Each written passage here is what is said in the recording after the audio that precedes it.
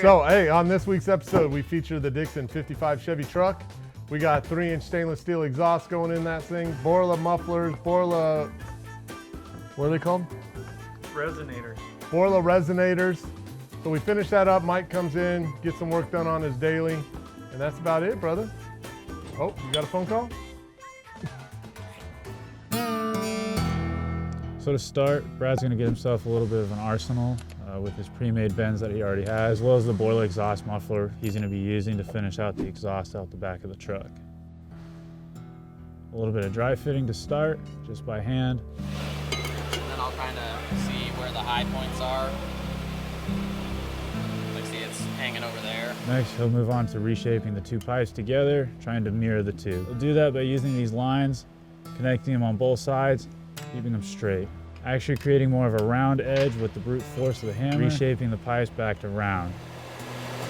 See, and then you'll have wobble in it after you kind of, they're flat before when you clean them up on the belt sander, and then when you true them up, it kind of makes them a little bit wobbly, so then I'll go hit them again after to flatten out and they fit perfect. After that's done, he'll begin the cleanup process of the two pipes. First, he'll start on the belt sander, a little bit of an exterior rough finish, deburr all the outside edges. More dry fit together to make sure that they're still retaining the same shape. Next, a little bit more of a final touch, interior lip. Once that's done, the two pipes are ready to become one.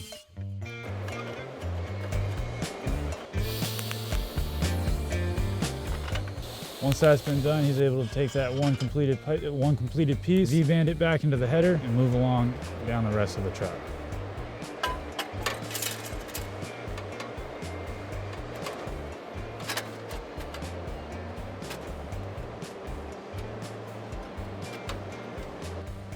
Making sure I line up the weld on top so you don't see it from underneath the car.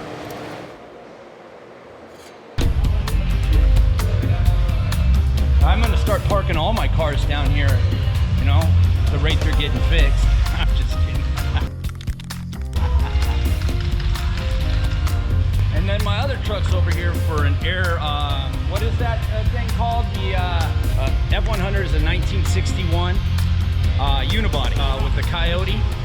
And we've had a couple fan controllers go out on it, and I don't know if it's because the fans might be pulling too many amps. I don't know, but we're gonna get down to the bottom of it and get it fixed.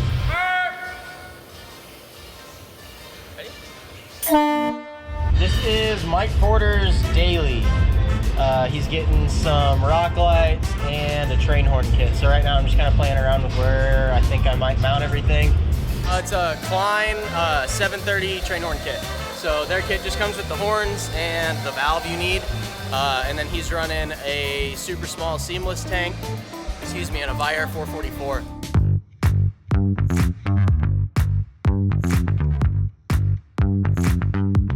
Hey, what's up guys? Welcome back to another segment of Know About It. Today we're gonna be talking about these universal front shock relocators. These are gonna be used typically on your bagged application after you're done to still get a shock in there. We recommend running a shock even after your bag to help reduce on that ride and help reduce body roll left to right.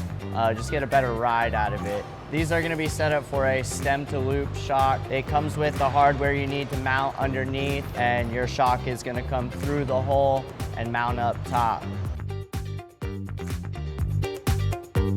These are gonna be our front loop-to-loop shock relocation brackets. Typically, if you're running a longer shock in the front, you're gonna have a wider variety of shock options with a loop-to-loop. These are gonna come with your lower bracket as well as your top with the holes already and all the hardware you need to get these things in there. We do offer other front shock relocation kits as well as rear shock relocation kits. Most lowered application shocks will work with these. These are pretty universal. You know, you got to make these things work, get them in place where you need them to fit. You can find our variety of shock relocator brackets under the air suspension tab under shock relocator brackets. For more, visit us at www.switchsuspension.com.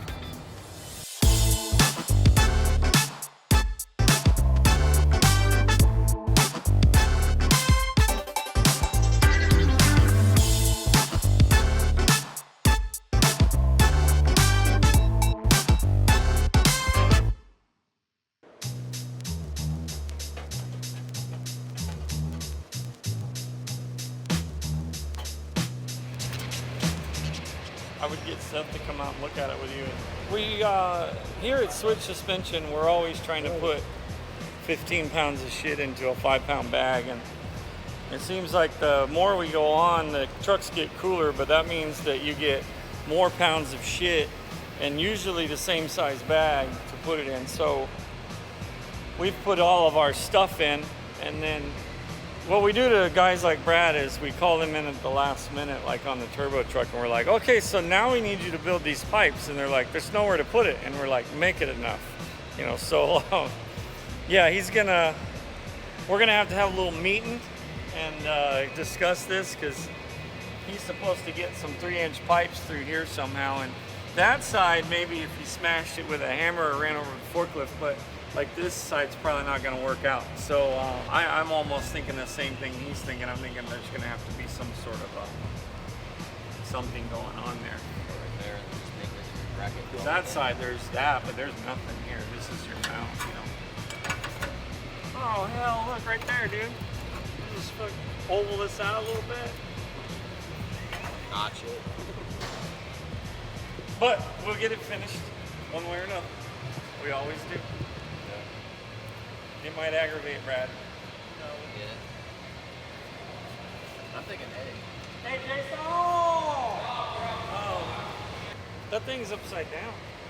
Hmm? That thing's upside down. One thing. That carrier brain holder. That's just not even all that up. Yeah, it's not upside down because it's got bolts under here. So we have to build something, I guess. We were talking about just building something to stand it up. I was gonna say, if you put it upside down, won't the body mount be facing down? So we'll put it on a piece of wood for your purposes. He was just trying to figure out where his exhaust is going to go through back there. Right. Yeah, who wants to draw something on the computer? Literally, I think we're gonna have to make something that goes back here to brace and have this open area right here.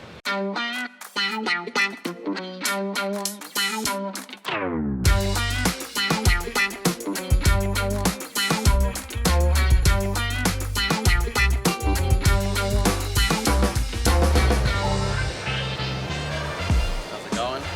We're doing a 3-inch dual exhaust on this, Borla mufflers, going into an X pipe. We're about on day number 4 on Danny Dixxon's truck frame, or doing the exhaust for his truck frame. Running Borla mufflers, 3-inch exhaust with all V-bands, and I just got the placement of the X pipe right above the drive shaft. Had to put all the drive shaft and everything in place with the carrier bearing. Put a couple boxes on each side that kind of hover this right above, and build my pipes on each side. Kind of shipped them in place and tacked them up. Kind of a little weld process of weld this pipe and then fit this one in place and weld that one after. Yeah. All these, that looks really tight. That looks super tight. It's a lot to look at, man. Holy shit, if you look at all that stuff, there's a lot going on right there. Man. It's too bad we got to cover them. Just Flintstone this bitch out, put the seat in it, steering wheel. You want to see Brad sweat? Brad loves being on camera. Well, we're not quite finished. So, yeah, all the front half is finished, the back, the center, everything here is finished. The tailpipes over the axle and the mufflers in the back is done, but we'll wait to do the actual tailpipes once the bed is back on. Bellows, the flex couplers up front, all 3-inch stainless steel. Borla, it's all 3-inch stainless steel. We got the bellows, the flex bellows up front, Borla resonators. Made all of Brad. Brad made all of our own hangers. Made the X pipe, V-bands here to take it apart, up and over the axle, and then 2 more Borla mufflers. XR1 multi-cores, badass shit, race car shit.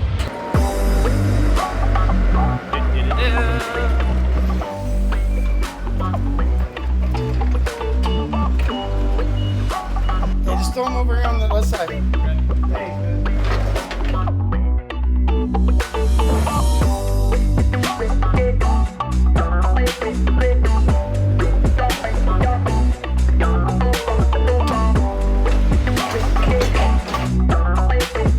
Yeah, Friday. Yeah, there's a new episode live today, Friday.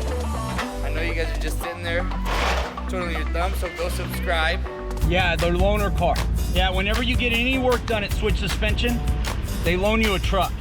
And it's got to be at least as equivalent as the one you dropped off.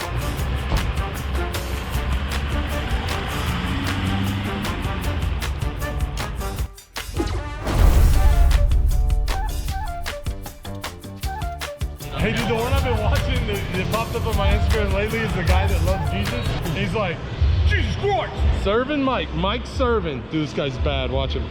What you say?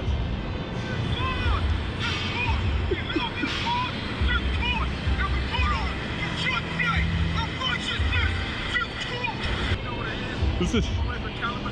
What's this dude? No, there's one where you can see.